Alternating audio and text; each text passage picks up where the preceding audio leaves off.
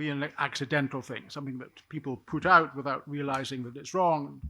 That something that is that better? Something that people put out and it's not known whether or not it's right, whether it's right or wrong. Disinformation is always, or nearly always, deliberate and can be dangerous.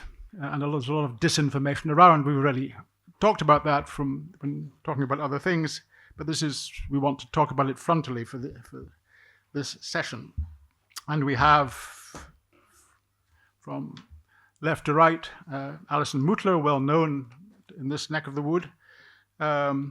She has, much of her life has been spent in Romania. She's been bureau chief of AP and here, bureau chief for AP. Her influence on the Ratu Foundation's work on journalism has been and remains large. And she's done a lot to make what we're now seeing, which is now the biggest and hopefully the best of our meetings on this. Next is a colleague of mine, Polita Clark. We worked together on the magazine. I still bear the scars. She specialized in her writing, not just on the FT, on the environment, with many awards for her writing. She also writes about corporate life.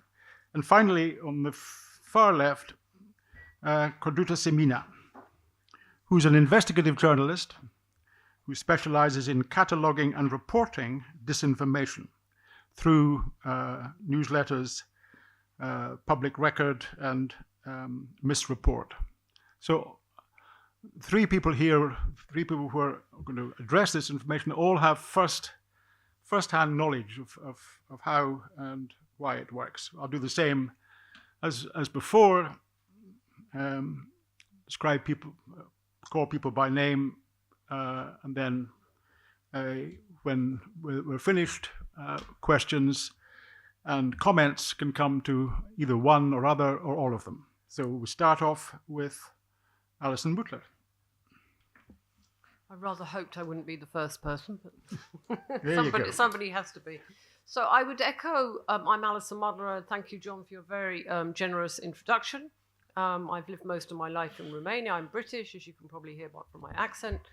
I worked for the Associated Press for many years, and in the last 6 years, I've been working with the Ratu Foundation. I have a site called universal.net, and I have of late done some work, not on disinformation. I don't work in disinformation, but countering disinformation, which is very, very important.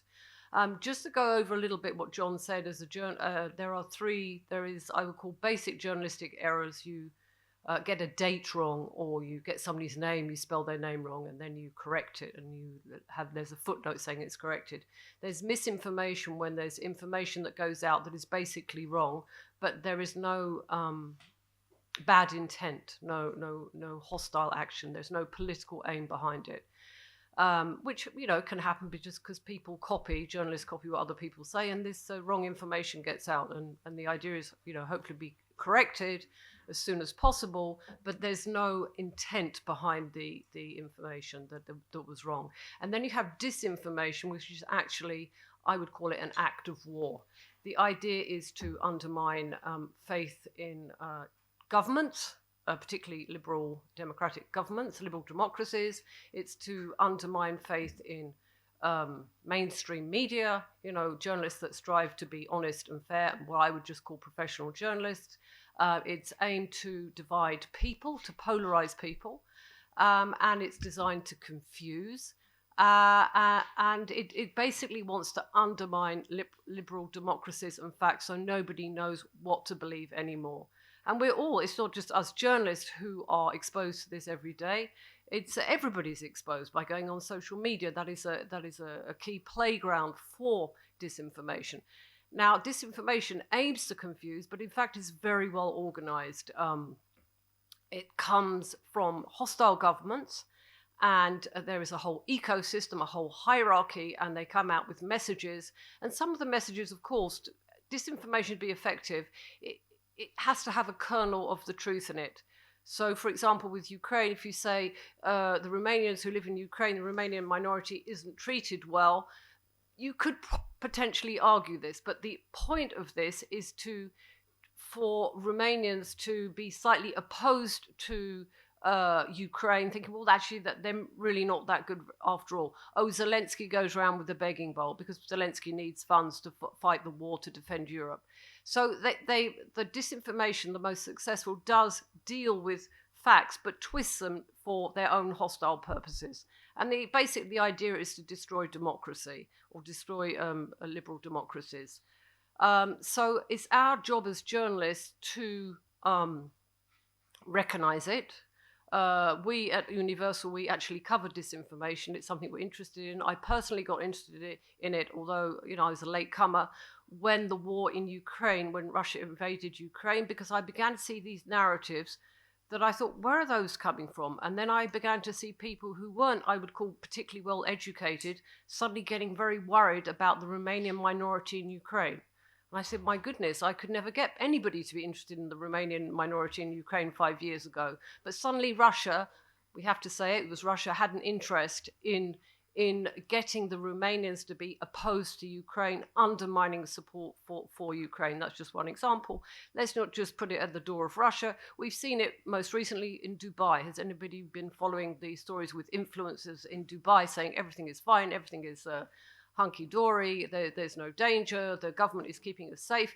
But as a journalist, I see the same patterns. You see certain messages repeated, and often the timing is quite similar. So, for example, with Russia, sometimes you'll see certain messages about Ukraine coming out aimed at a Romanian audience, but they come out similar messages at a similar time. So there is a pattern to it, which shows you how well organized it is. And it's the same with Dubai.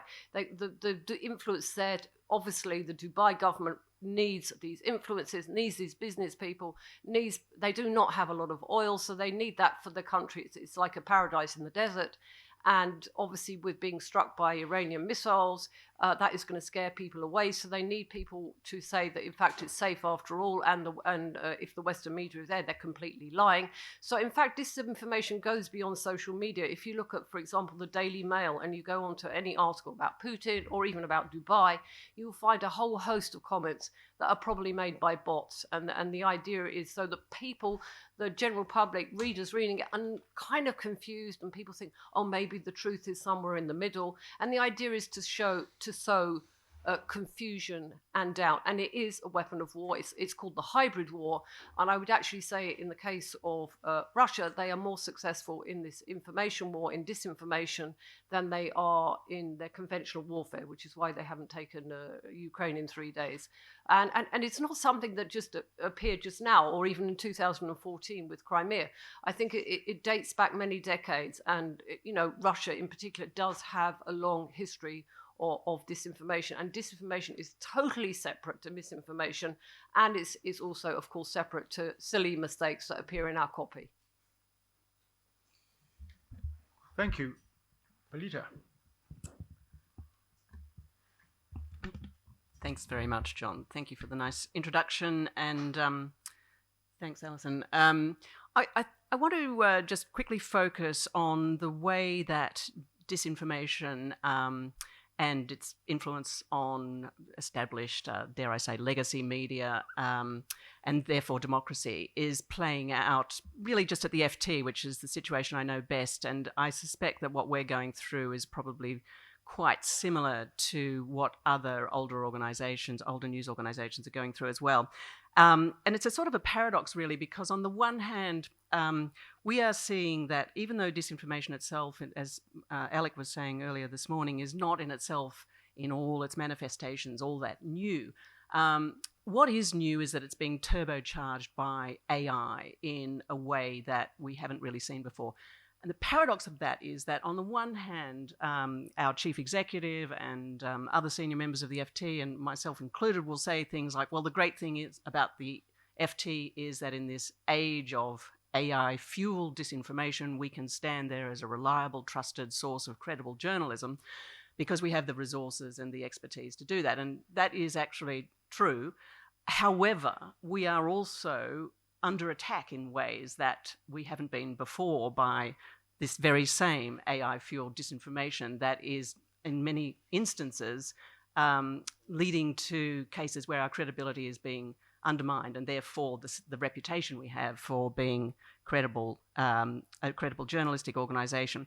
So I'll just give you 3 examples, quick examples of how that's manifesting itself. So around this time last year, probably the best known journalist on the Financial Times, Martin Wolf, our chief economics commentator, suddenly burst into print with an article saying, I've been a victim of AI fakes. And unbeknownst to me and most of his colleagues, he had in fact been a terrific victim of, we still don't know who, but someone had made videos of Martin purporting to run an investment club or an investment group. And this incredibly convincing Martin Wolf was saying to people, come and join my investment group. I know of 3 great stocks that are incredibly undervalued. And if you join my WhatsApp group, you'll be able to get exclusive access to this. These advertisements, these fake advertisements, were posted on Facebook and Instagram, both owned by Meta, obviously. So the FT thought, well, okay, we'll just contact Meta and we'll get these taken down. Obviously, it won't be too much trouble. Well, you can all imagine what happened there. But, which actually, it was a bit surprising, because very often when an organisation like the FT contacts even the Mag 7, action is taken. Eventually, they did say that they would take some action, they would act.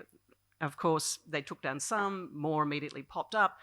And what we've discovered since is that other financial journalists, but other people who are talking about the capital markets, share markets, are also in a less sophisticated way just being faked all the time on X and so forth. So, you know, that's a really interesting example, I think, of just how voice is such a AI fake voice is a really powerful mechanism of disinformation that didn't exist before, that has affected us. The second example is one that I didn't actually realise was even a thing until I was talking to colleagues before coming here to see that I understood exactly what was happening around the newsroom. And our investigations team said, well, do you know about Grok? And have a look at this. And so they showed me that if you put a very long FT article into Grok, unlike Claude or ChatGPT even, Grok will give you a summary that is very long and detailed and basically good enough to the untrained eye to not bother subscribing to the FT, which I was, you know, I could barely believe it. I went back to my desk and put one of my own articles in to see what happens. It did the same thing, but as my colleagues in the investigation team had warned me would happen, it got a few things monstrously wrong. So it's doing 2 things there. Number one, it's potentially depriving us of revenue, because people will think, well, why would I bother spending all of these hundreds of pounds subscribing to the FT? I'll just feed it into Grok and get the same thing. It's good enough. But number 2, it's misleading, it's wrong. And if it's getting silly little things like, you know, what exactly my title is and what I do and so forth, for one of my articles, it's doing much worse things as well. And those things, I mean, you know, if we had trouble getting Martin's fake AI adverts taken down from Meta, I hate to think of whoever is going to have the job of trying to get through to Grok and fix that particular problem.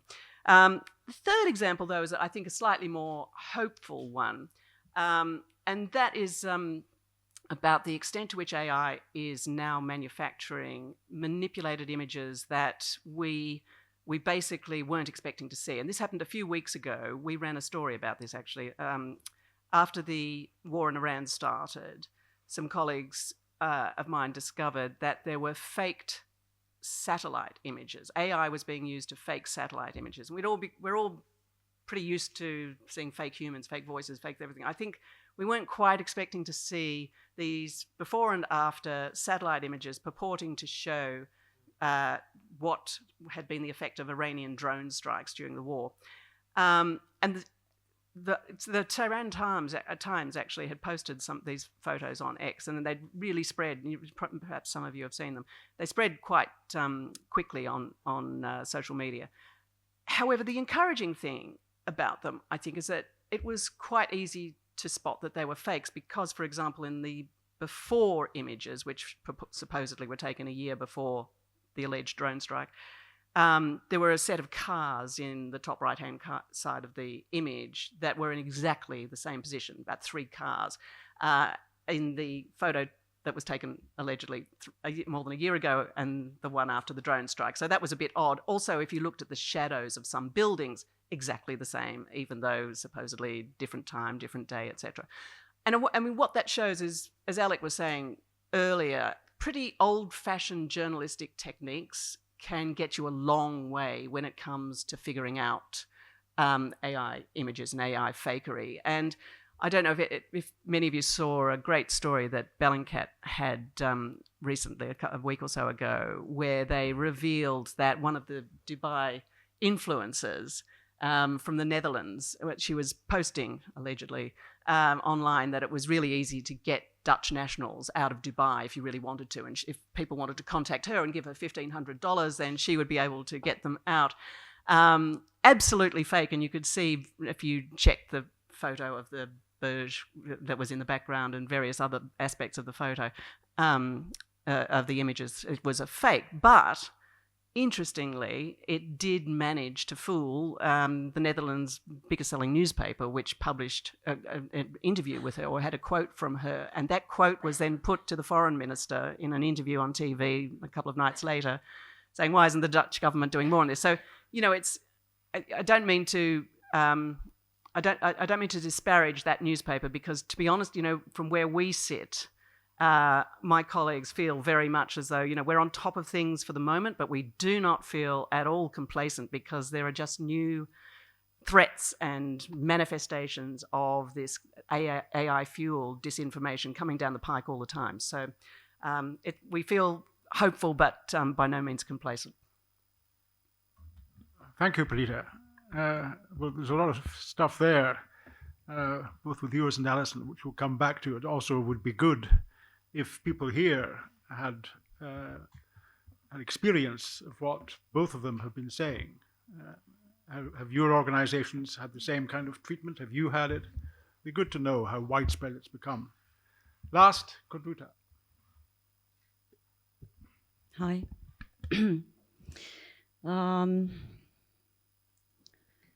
I'm having mixed feelings, but I'm just gonna start talking. So I'm an investigative journalist. I've started to work on tactics of the ways that disinformation is being deployed on social networks 10 years ago.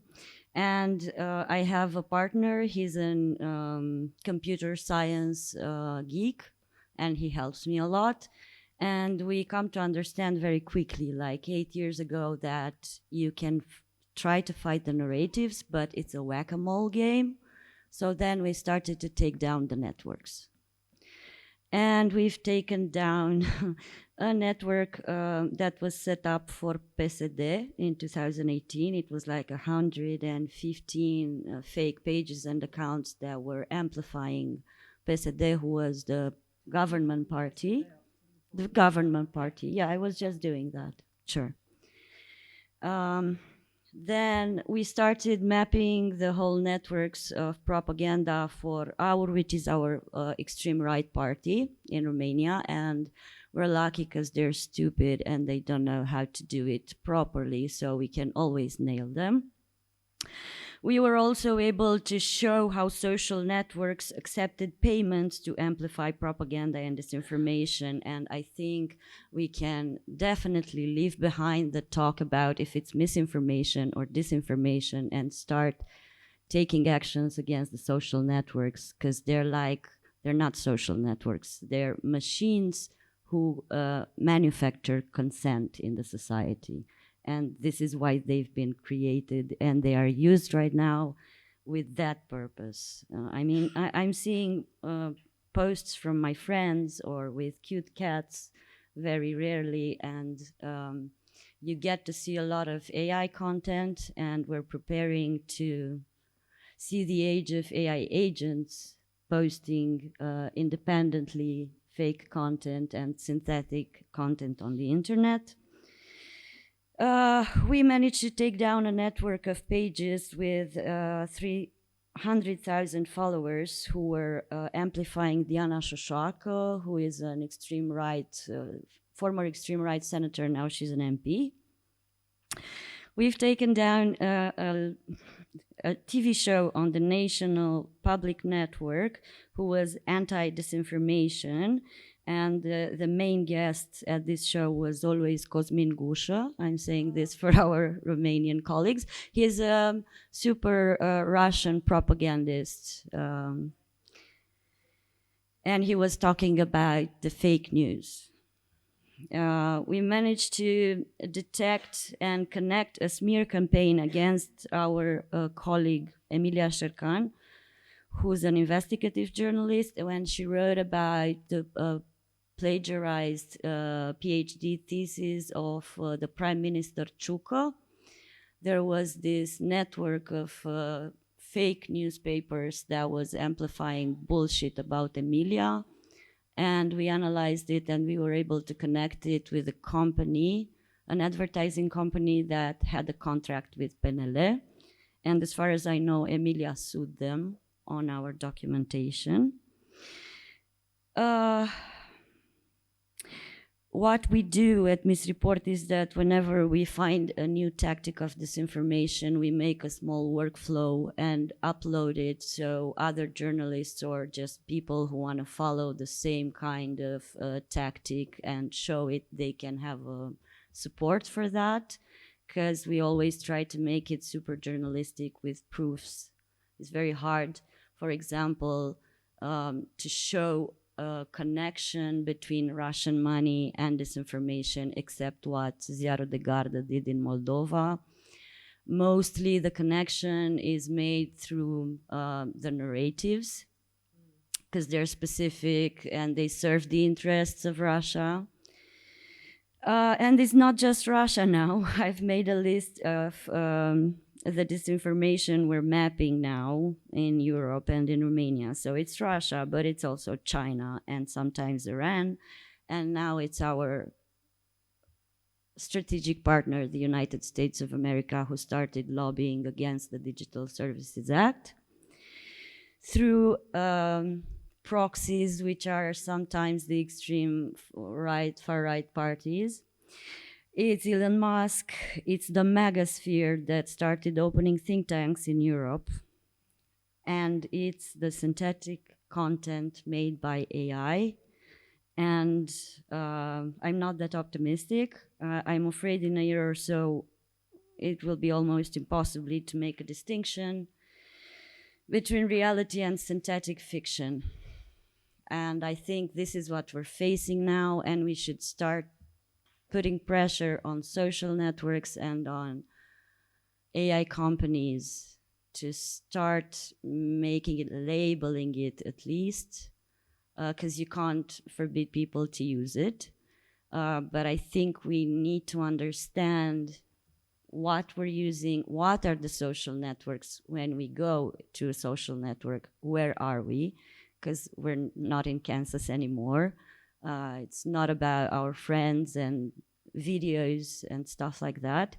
And I think we should understand that this whole ecosystem that starts with Google, who started downgrading the newspapers and the real content, and it's like, I think somewhere around 30 to 40% a drop of traffic that was drawn by Google, and now Google has AI short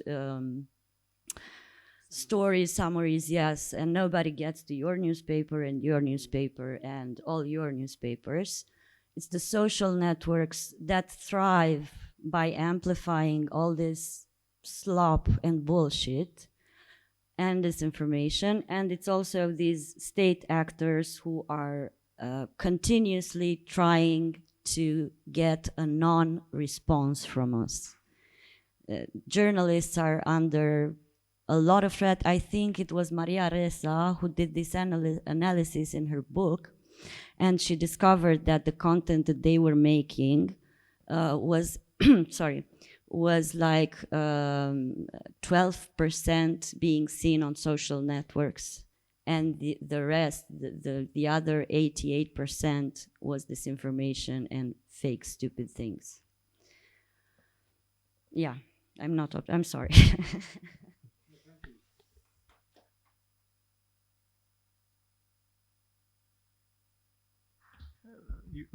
Garuda, you and actually Alison and Polita as well. I mean, the amount of pessimism that comes across as to what can be done about this is enormous and unbelievable. Not unbelievable, but believable that it's very, very difficult to do anything about it, and that it's spreading very rapidly. So that the pessimism that previous speakers have shown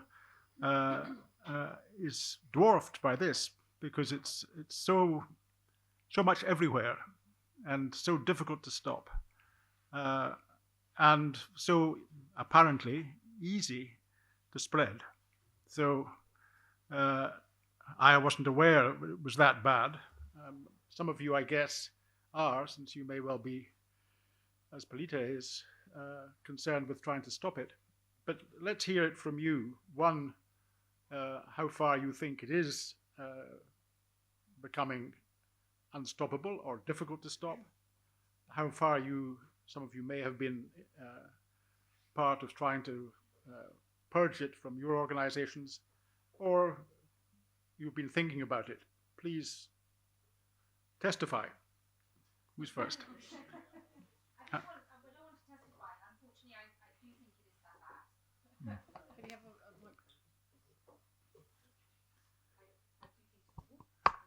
I do think it's that bad.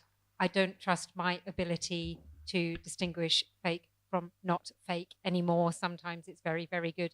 I think that there are different answers to it. I think part of the answer is the kind of the communication piece that we're talking about and being credible actors and getting credible messages out. The other part is getting behind, as you're talking about, Kodrutsa. And my question was just for you. I wonder if you can say a little bit more about how you've done the takedown, because there's a big gap that I see between identifying the issues, publicizing the issues, and then it actually having an impact on the source, right? One doesn't automatically lead to the other. So I'm quite interested in that bit, which you didn't talk so much about. If you could say a bit more, that would be great. Thanks.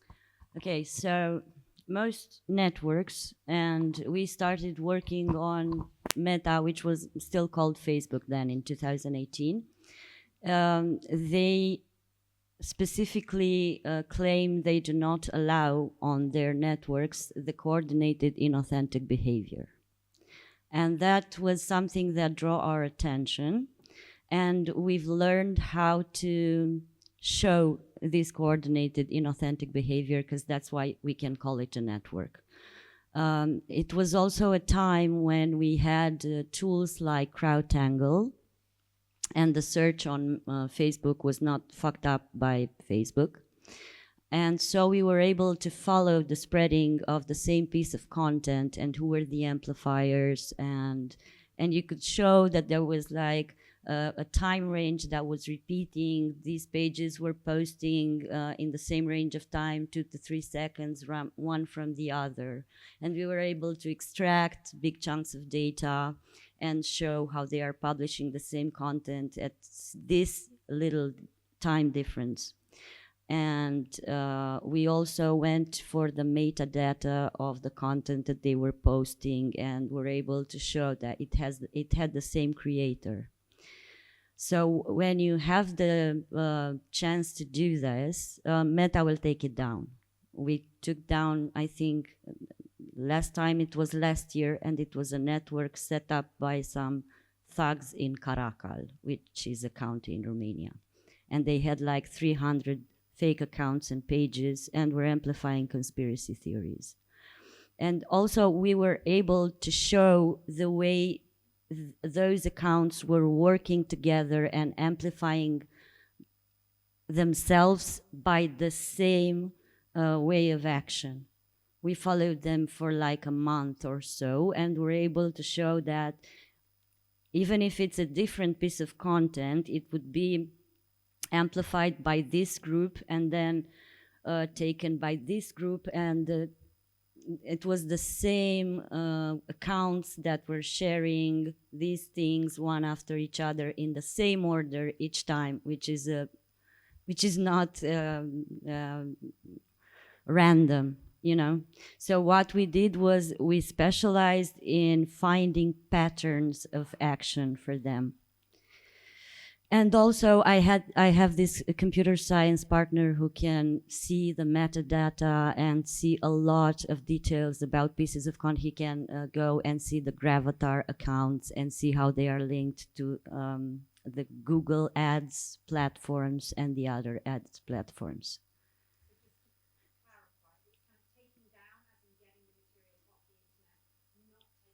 No, no, no, no. No, it's the network that they take down.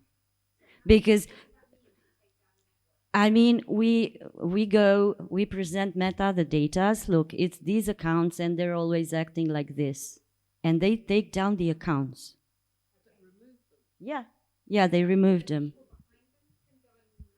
Yeah, but it's gonna cost them money, and it's gonna take time to do that. Well, not anymore because they have AI, but it's still gonna be a bit complicated.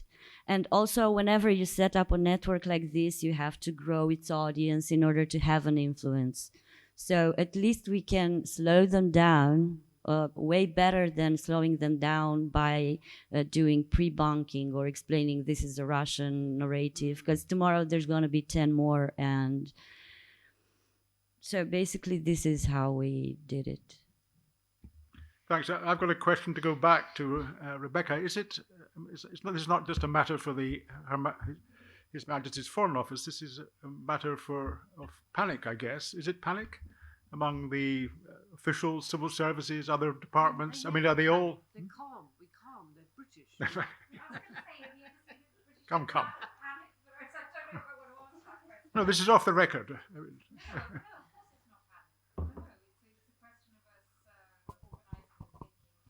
How can we best address this, and how can we best support our partners in addressing it? And so, in Romania, for example, we've been working with the government of Romania over a period of time. You can question the impact that we're having, but to try and improve the ability to do strategic communication, so building the narratives and the relationships and the credibility that you need in order to be heard. That is very much still a work in progress. But then also trying to work with institutions in Romania so that they are better equipped to understand, to do that job of disruption, right? Which is not just hitting the message when it comes out, because you could, have an exponential number of people and you would never get to the end of doing that. But it is about getting behind that, understanding where the sources are and being able to interfere with the way they work. But panic, John, no. Take it back, of course. Who can think of the British government panicking? But nevertheless, what you said earlier, and from what all of the panelists have said, is something which is increasing, getting worse. You said so yourself. And if it gets worse and worse, then clearly trust in government will, as well as everything else, will tend to follow. Kudrita, do you want to come in? I just wanted, sorry, it's going to take 1 minute. I just want to tell you that in order to have that strategic communication, you need to understand the informational space and map it well. Okay. Sandra, up here. Three amazing ladies, and congratulations for the way you stand up to it. Well, Kudrita, who's funding you? Who's protecting you? And how do you put together a coalition of the willing to label advertising as being AI, or to label AI generated content, when our American partners, as you rightly said, are accusing Europe of censorship and of not abiding by freedom of speech? So who is putting together this coalition? Or who should? Thank you. Okay, so first of all, we have this newsletter. It's called Miss Report. It has like 12,000 subscribers. And sometimes we write at the end that this is a monitoring made by 2 people in their free time, because that's what we do, actually. I work all the Sundays for 5 years now. And I've been coordinating series on disinformation for Cenano, for Context. I'm an editor for Factual, who's a third-party fact-checker with Meta. And I'm also an editor for Public Record, and I fund my newsletter from my other projects.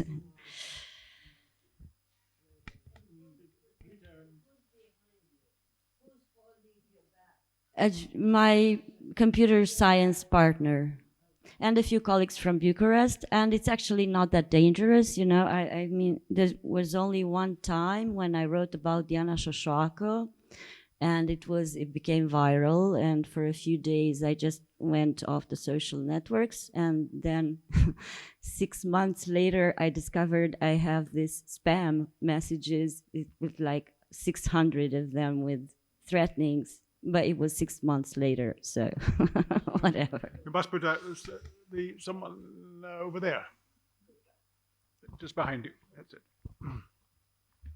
Hi, hello. My name is Gabriel Matescu, and I'm also a journalist from Romania, from Info Sud-Est. And I think going back to the original question, I believe, if we, I wanted to ask something about if we believe that this whole current of disinformation through AI and other technological means is unstoppable. I don't know if it's unstoppable, but I do know that we've been one of the first outlets in Romania to write about Georgescu's rise on social media in 2024. And since then, we've been essentially tracking this, the development on how the far right here, not at Codruța level, but we've also been looking at how the far right keeps developing its ability to spread misinformation and disinformation online, and seeing the very rapid rise in their ability to spread disinformation, I feel like they are slowly overtaking our ability to follow and debunk them to a degree. So my personal biggest worry is for a future where this kind of disinformation that we're talking about now, especially made with AI or other means, becomes untraceable and undebunkable. Like if we're going to reach a sort of singularity where they're simply better at spreading it than we are capable of following it. I wanted to ask, I guess it is a question for Codruța, but more for the entire room, really. How do we prepare for this eventuality, if it even exists, or if I'm just worrying too much about it? We start reading books again. And maybe turn off the computer from time to time, because that's where the bullshit is. Belida, do you want to come in? Well, I mean, I feel as though really the answer here is, I'm afraid, government regulation, and it's something that we were constantly told was impossible to do. For example, you know, with it, there's a conventional wisdom that you couldn't ever have a ban on under 16-year-olds, for example, using social media, and then all of a sudden one country does it, and then all these other countries say, well, you know, we can do it. And I think really we should be taking advantage of a period when there are a number of governments that are looking or sounding more and more as though they're willing to do that. It's unfortunate that, I mean, I realize this is what we're talking about in terms of countering this with regulation is difficult, more difficult than just a ban on under 16-year-olds, but still, it seems to me that we're not probably going to be able to do it effectively without the far more pronounced hand of regulation. So, I mean, that's what I would say, but I'm sure others disagree. I actually would say it's not worth the effort, because there's some people who don't want the truth. They're not interested in things being debunked, and we would spend masses of effort and time and energy on trying to convince the unconvinceables. So I think it is important that narratives are debunked, but I don't think you should ever waste your time trying to convince people who get their news from TikTok that they are wrong, because they don't want to be. That's the way they see the world, and that's what makes them happy. They live in that bubble. That said, obviously what is necessary, in my view, is media literacy. And I think that's necessary at a very wide level. And I personally think it should be taught in school, because I don't think, particularly in an age where people consider social media, which I don't consider it media, there should be education at a school level, perhaps for 12-year-olds onwards, on what is the media, what is the role of the media, what does the media do. But I think that is also necessary at the level of judges as well. What is the role of the media? I think there's a general more and more confusion in the role of the media, particularly as we do have social media. And as Dan said this morning, and my own daughter told me today, is that is where the youngsters get their information. So I think there is some need for clarity on the role of the media and what the media does and where you get sources from. So I think there is a need for media literacy to be taught. I mean, even at a government level, I understand in Moldova, you have programs about disinformation and media literacy. And people in Moldova, from what I hear, and I haven't got first-hand experience, are more educated on disinformation and media literacy. Of course, it's more of a battleground in Moldova, Republica Moldova, than it is in Romania. But I don't think we should be bashing our heads trying to convince the unconvinceables, because you're always going to have, I think now the problem is, before there was information and opinion, and now it's like news has become sort of entertainment. So people actually want to be entertained by what they think is the truth. And there's no point trying to let them live in their own world, their own networks. And as Quadruta says, maybe one day they'll turn off their computers and go back to books, because it's not a healthy human activity to spend 10 hours a day on social media anyway. A couple more questions.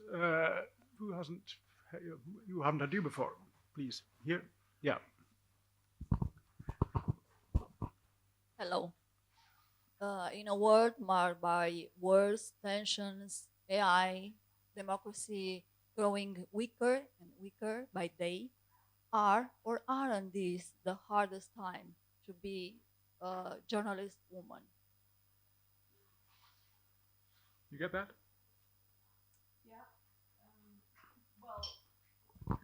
To be honest, I'm not sure that whether you're male or female, it makes any difference. I don't think this is a really challenging period that we're going through, without a doubt. And, it's very heartening and indeed humbling to be here at a gathering like this and to hear so many people talk about their own work and what they're doing. And I would just say that, thank goodness that these forums exist, because you sometimes, I think, you can forget that there's a lot of like-minded people, and there's probably more of them than you think of, and it's very important that we get together and talk about the fact that the situation is as dire as it is. So, but I don't know that I would think that there's that it's any more difficult for women than men, but I might be wrong. There, Alec. Is it Alec? Yes. Oh, thank you. Quadruta, a variation of the question I asked Alina actually earlier. I wondered, looking at the Romanian political and media landscape now, nearly 1 year after the election last year, do you think the government your government has learnt the right lessons? Do you think it's taking the right action as a result? And third, and they're all linked, do you have any confidence that when the general election is held here in 2 years' time, that the situation will be better regulated than it was last year? Okay, so I'm not sure I got all the three questions, but about the lessons that the government has learned, I'm trying to be as fair as I can. I think they understand a part of the problem, and I see they are moving very courageously in the area of the national television and the national radio, who are starting to produce like content fit for social networks, and that's like a move. They try to occupy a bit the informational space with good information, and I think that's fine. They don't know how to communicate. Not strategically is a highly beautiful word. They don't know how to communicate, and I don't know if they learned anything. I mean, I see politicians speaking about disinformation like we're in 2018, and we're not. And I think last time I checked, we used to have a committee on regulating AI, and the president was a deputy. He was a former footballer, and now they changed him. Someone I never heard of what they're talking, and they're never talking about regulating AI. And I think we are 3 to 10 people in Romania talking about the Digital Services Act and how that is good. And I think our government and our president are afraid to open these conversations because they come with the need of having some conversations on deeper issues like how do we define truth in our communities, and we don't like to do that because we're a former communist country and we don't talk about the sensitive things. And you were asking me what do I think about the elections for over 2 years. I think I see some organizations moving towards each other, and maybe that's going to be that coalition of the willing. But I think there is no way only the NGOs alone will be able to change the environment of the informational space. You need strategic communications like Moldova has them. And other countries have them, and you need to have a structure that will tell you the story of reality, because actually that's what we're dealing with. We have so many stories about reality, and disinformation comes with a different story about the reality, almost inverted. And you need a legitimate voice who can state a story about reality that's general for all the public. We don't have that anymore. I don't know if we have that in the world right now. So I'm a bit pessimistic about the elections in 2 years. But we've cancelled them once, so... Trying to bring in people who haven't spoken before, but there's a lady right in the back.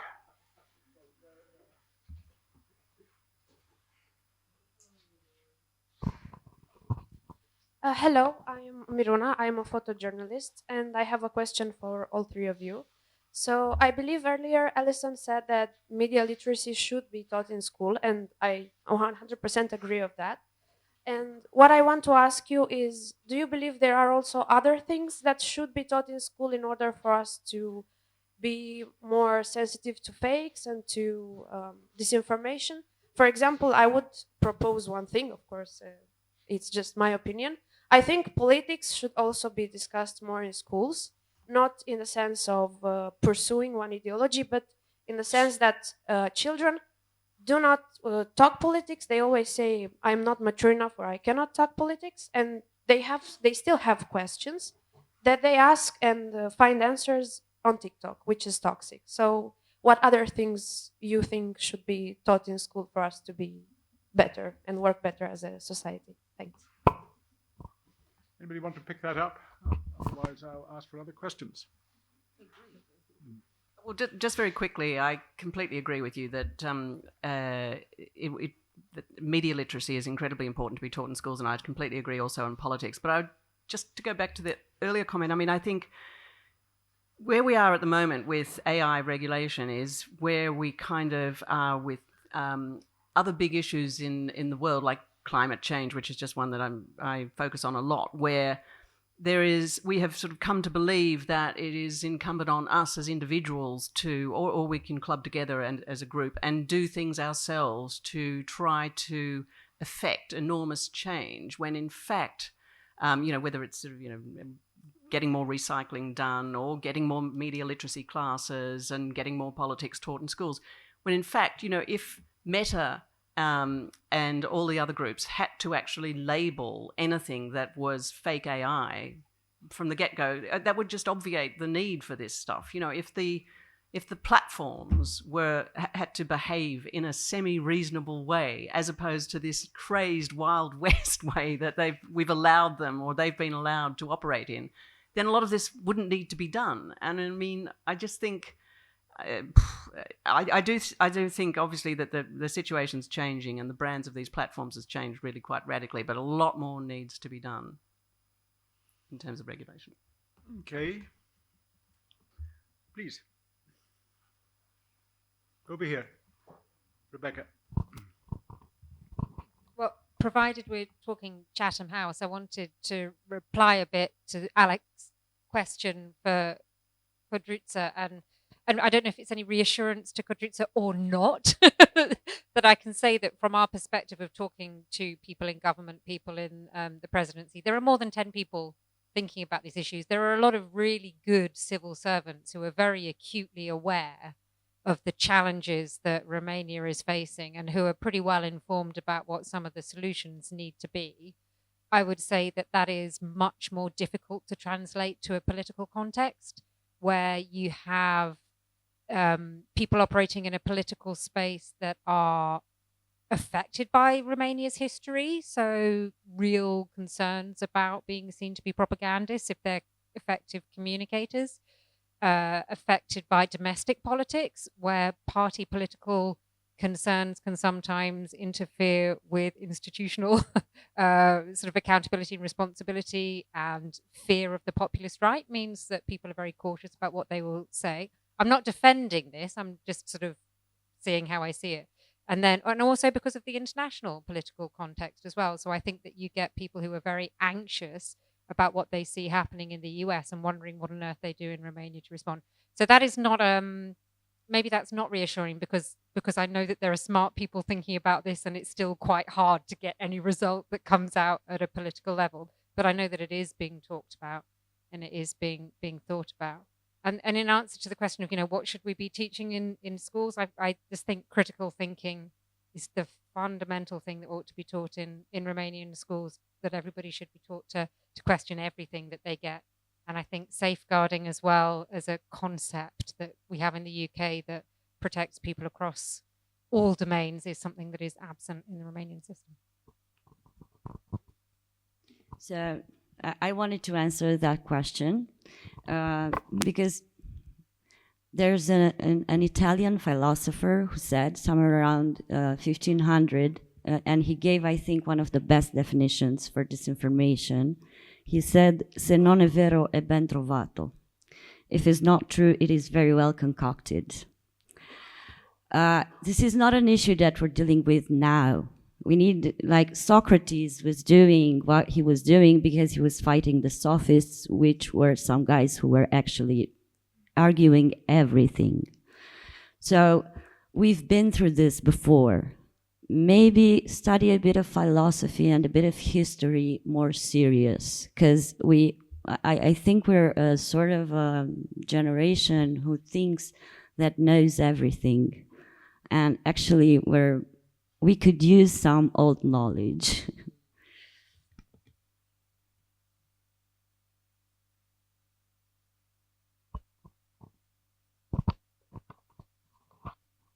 Hi, Razvan. I'm with Factual and Public Record. I was thinking that until the day we die, we all have neuroplasticity on our side still. So I'm really not a fan of the unconvinceables, Alison. Actually, I hate that idea. And in our work at Factual, it's been really obvious to me how opposite forces, and by this I mean debunking and fact checking, as opposed to disinformation, do cancel each other out. You just need more time and you just need more volume, because every void is hungry for stability. So if you do not fill it with quality information, it's gonna draw on TikTok and the bullshit. But my question to you, and you could throw it back to the room if you want to, is why isn't debunking as a specific, distinct journalistic genre present on the front pages of every major outlet in a country that considers itself democratic? wouldn't that be a way to steer away from this pessimism and find some concrete ways of addressing this defenselessness that we seem to be all complacent with? No, I think information needs to be debunked, and I actually think it should be done at a government level, which I see in Romania. I see the defense ministry putting out statements that no, Romanians won't be called up as conscripts to fight in the war. And then we as the press, we carry that. If we as the press say it's not true, but I don't think it has enough.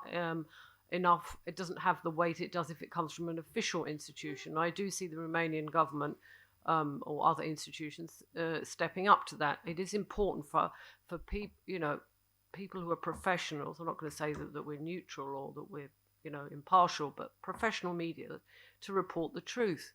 I just don't see that. I think it's a waste of effort trying to convince people who don't want the truth, who enjoy staying on TikTok. We report the truth, but they are never going to.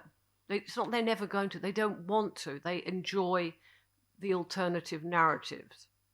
I mean, I've tried to. I have a woman who sells cakes in a cake shop near where I live, and I remember one day she was going about how awful Emmanuel Macron was, and he's this and this and this, and she has various, she doesn't have an easy life. And I just said, can I ask you a question? Why are you, with all your everyday problems, actually even interested in Emmanuel Macron? Because. But Never in this context. I would maybe say in the span of my career or your career, but not never, because that's a no. What I'm saying is, I've seen journalists here before try and say is we're trying to convince people and we're writing and we're doing this. No, the fact that you are writing, you're being a professional media is enough in itself. Our job isn't to convince people who think otherwise. Because everyone has the right, and I think it's like if you do try and convince people who prefer TikTok, who prefer this, it's just like hitting your head against a brick wall. And I also don't think it's the job of a journalist to be a lobbyist either, but that's probably because I'm old-fashioned. Anyone want to pick up on that?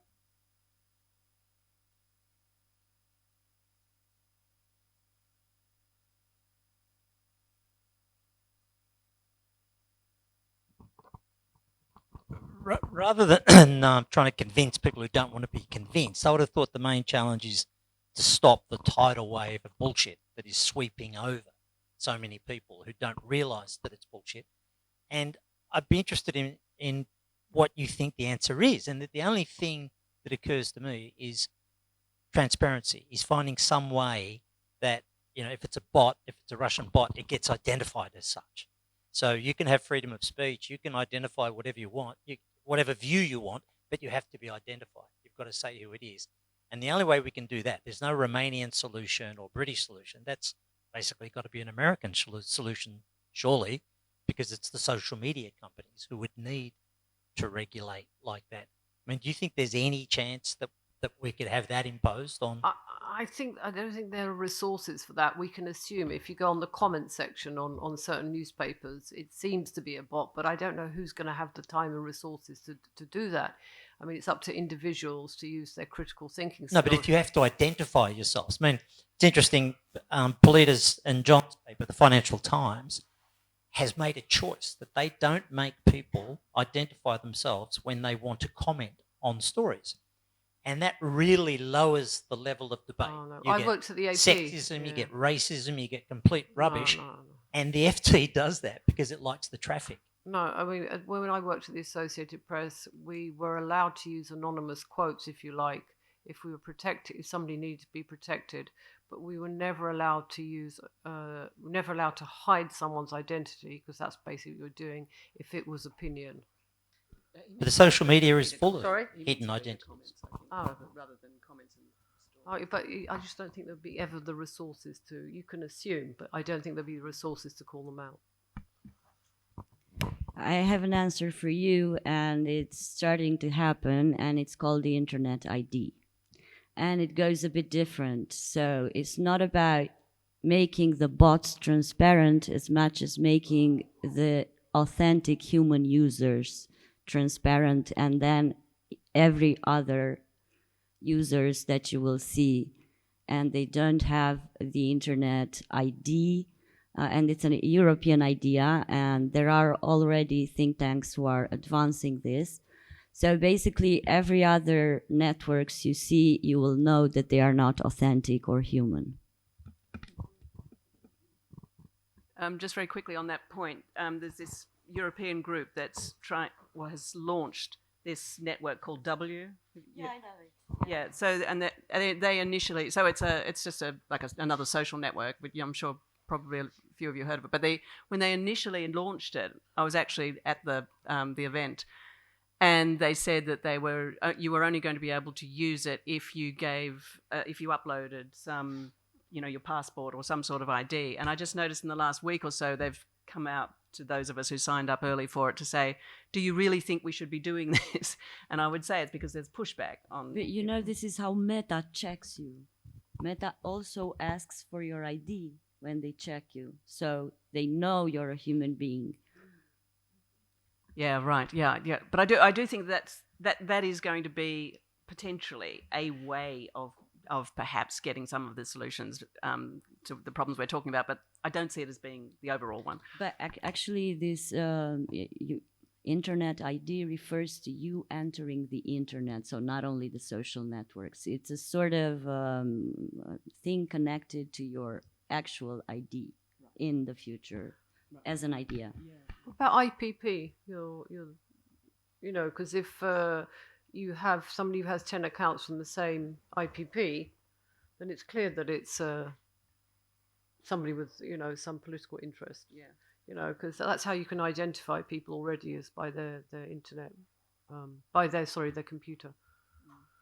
But yeah, I agree. Then it could always be people who did not identify themselves could be unverified account, which is good enough.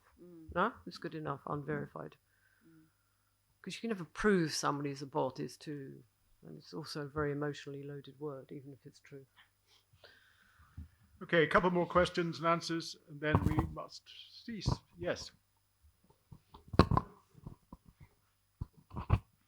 We talked a lot about disinformation, and my main question is disinformation today more about false content or about shaping people's perceptions? What do you think? I think it's about undermining trust in institutions and politics and democratic processes, and in turning people against each other. And to divide them. Yeah, divide them, just to be total confusion and a lack of trust in government, in the courts, in the banking system, in everything. Just to basically divide society, to weaken it. Thank you. Anyone else? No. Last question.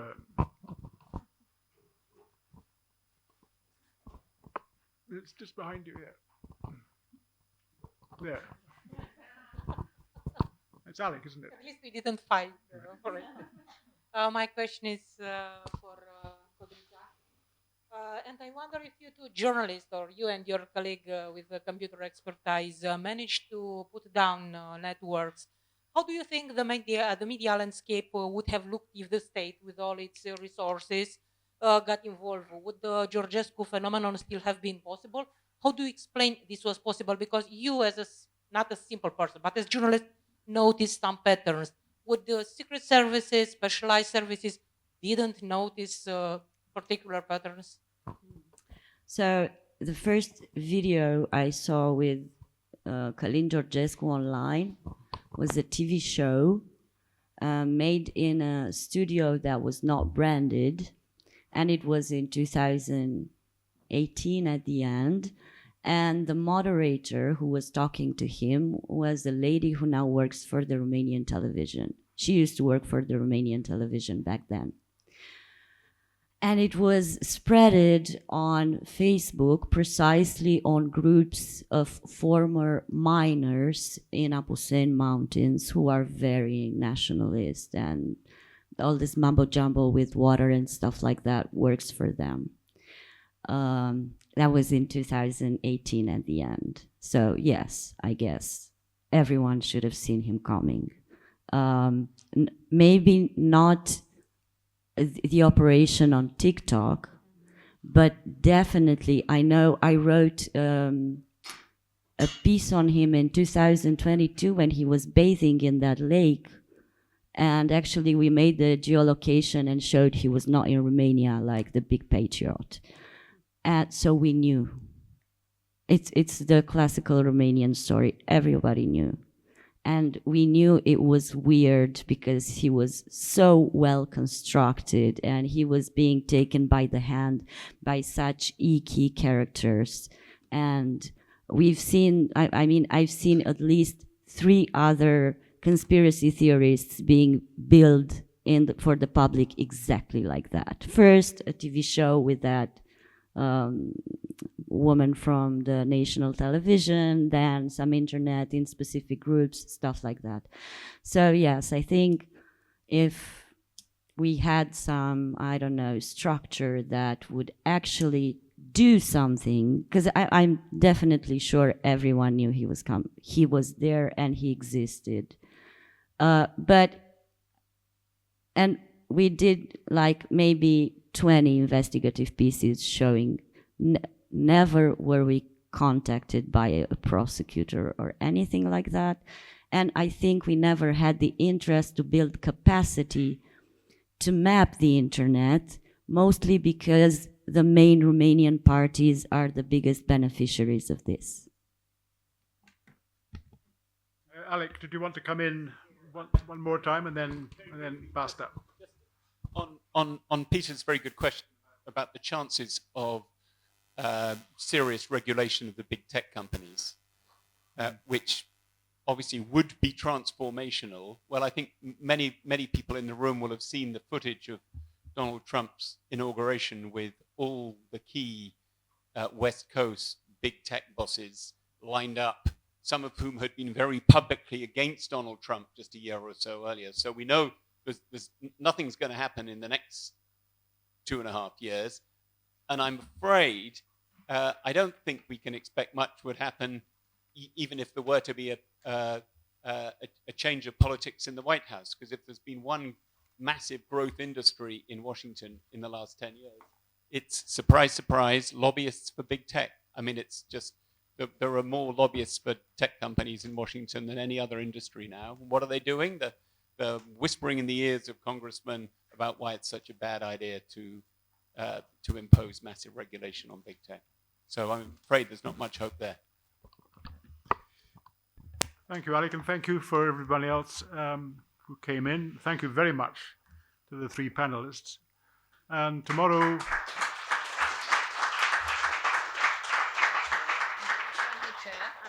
And the chair. And tomorrow at 9, there will be more sessions all day tomorrow of unadulterated pessimism and misery. So don't miss it. And thanks for coming.